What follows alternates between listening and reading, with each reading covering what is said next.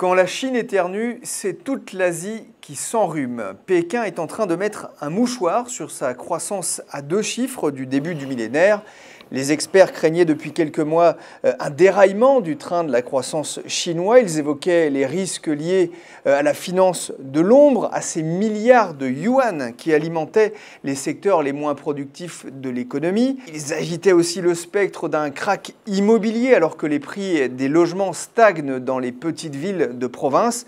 Finalement, c'est un krach boursier suivi d'une dévaluation surprise de la monnaie du peuple chinois qui ont mis le feu aux poudres cet été en jetant le doute sur la capacité de Pékin à résoudre la crise. Le choc est rude et la défiance sur les actions chinoises est en passe de s'étendre à l'économie. Les dernières statistiques ont déçu, que ce soit la consommation des ménages, la production industrielle, jusqu'à ces chiffres des exportations en baisse de 8% au mois de juillet.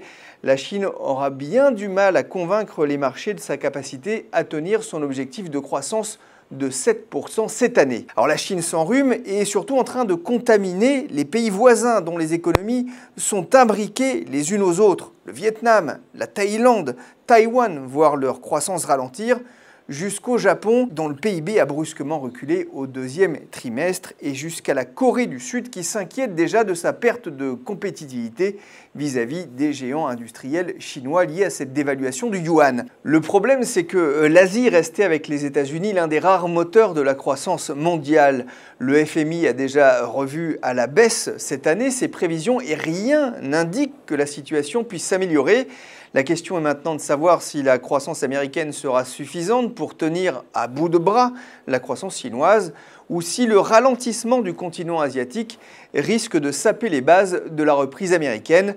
Une question qui risque de tenir éveillés les membres de la Fed américaine à l'heure de relever leur taux d'intérêt pour la première fois depuis 10 ans. Ce sera peut-être dès le mois de septembre.